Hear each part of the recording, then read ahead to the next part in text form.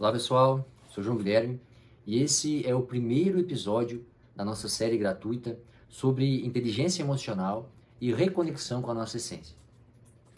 Ao longo desses vídeos eu vou compartilhar com você alguns dos meus maiores despertares, coisas que mudaram a minha forma de viver e que podem também transformar a sua experiência de vida.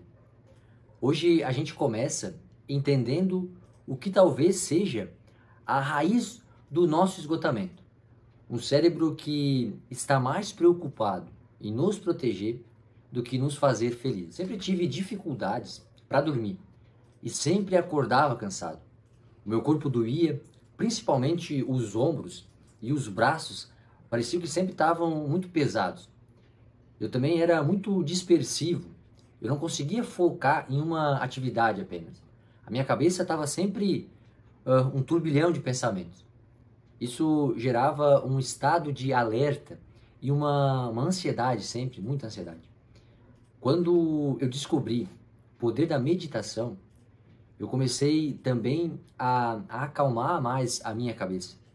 Continuava pensando demais, mas sem me envolver com esses pensamentos. Deixava que eles surgissem e fossem embora sem criar um sentimento em relação àquilo.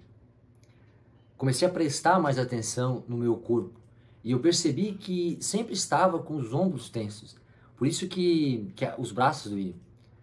Uma coisa também bastante fundamental foi regular a minha rotina de sono. Eu passei a dormir e acordar no mesmo horário e nunca mais mexi no celular na cama. Nunca mais tive dificuldade para dormir e agora acordo também mais disposto.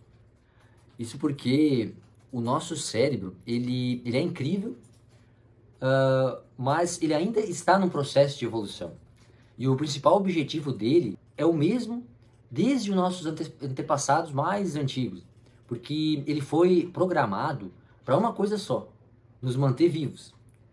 Eu gosto muito de usar a teoria do cérebro trino, que divide o cérebro em três partes principais. Primeiro, o cérebro reptiliano, que é a parte mais antiga do nosso desenvolvimento.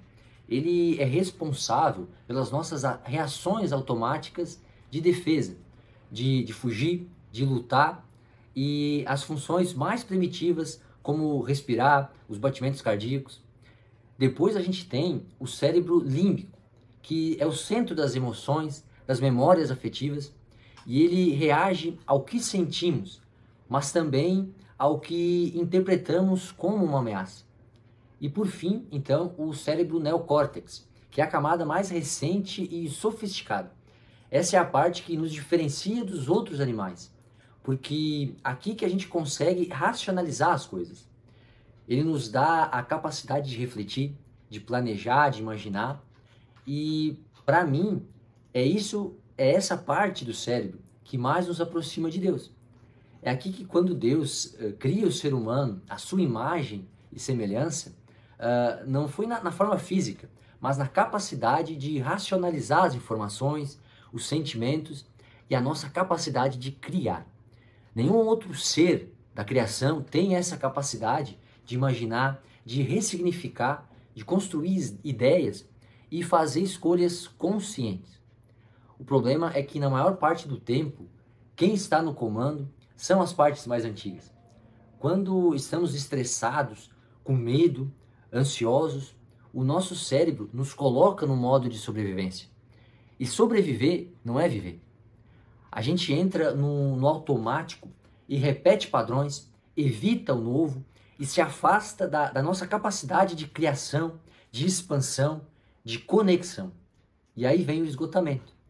Porque viver tentando se proteger o tempo todo cansa demais. Mas a boa notícia é que a gente não é só isso. A gente tem consciência. Consegue observar os pensamentos, sentir as emoções e escolher as respostas. Essa consciência é a nossa conexão mais verdadeira com o divino. Quando vivemos num estado de alerta constante, a nossa atividade cerebral, ela se concentra mais na parte reptiliana e na parte límbica. Então, vivemos estressados, deprimidos e ansiosos. E isso nos afasta do nosso poder de criação. Logo, a gente se afasta de Deus e de quem a gente é de verdade. Eu gosto de pensar que é esse o ponto onde Deus habita em nós. É nessa parte da mente que a gente consegue criar, amar, entender as coisas. É o lugar onde mora a calma, o silêncio, o nosso propósito. E é nesse espaço que começa a reconexão. Quando a gente silencia todos esses ruídos automáticos, a nossa alma começa a falar. Outra coisa que eu acho incrível é quando estamos num modo mais primitivo, a gente reage por impulso. Não conseguimos raciocinar direito. Logo, não sabemos diferenciar o que é real do que é imaginário. Para o nosso sistema de defesa, tudo é real. Por isso, quando a gente remói uma mágoa do passado, a gente se deprime de novo. Porque o nosso cérebro acha que a gente está vivendo aquilo naquele momento.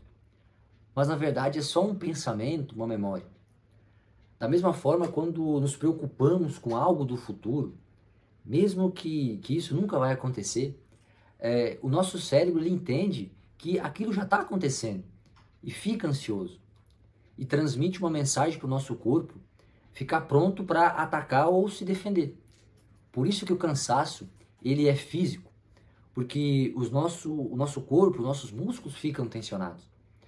A tendência sempre é de pensarmos em coisas negativas, porque a gente antecipa o perigo para poder se defender.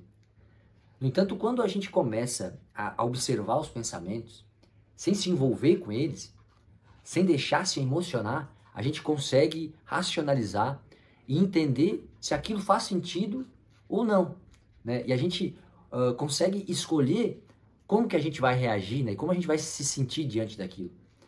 Da mesma forma que antecipamos ou lembramos de coisas ruins, a gente também pode lembrar e antecipar coisas boas. E o nosso cérebro, ele vai entender que aquilo está acontecendo de verdade. E despertar em nós um sentimento, um estado físico de mais calma, de mais tranquilidade e de paz. Então eu proponho um exercício agora. Vamos escolher um pensamento que nos causa mais angústia e se perguntar: isso está acontecendo agora ou é só uma imaginação? Depois pergunte: essa história é verdade ou é só a minha cabeça, um cenário que a minha mente criou? Perceba a diferença que isso faz. Começa hoje uma rotina de sono saudável. Tente dormir e acordar no mesmo horário. Evite se expor às luzes do celular, da TV e vai preparando um ambiente de silêncio, né, um silêncio mais escuro, porque o nosso corpo ele precisa entender, né, para poder sair desse estado de alerta e começar então a relaxar e não apenas, né, sobreviver e reagir aos instintos. E se isso fez sentido para você, respira fundo, anota o que te tocou e aplica pelo menos alguma dessas coisas que você ouviu aqui. Nos próximos vídeos, a gente vai entender por que aquilo que a gente enxerga nem sempre é o que realmente está acontecendo. Porque a realidade que a gente vive é filtrada. Muitas vezes esse filtro está sujo, cheio de histórias antigas. Antes disso, respira, salva esse vídeo, anota e me acompanha aqui para o próximo episódio.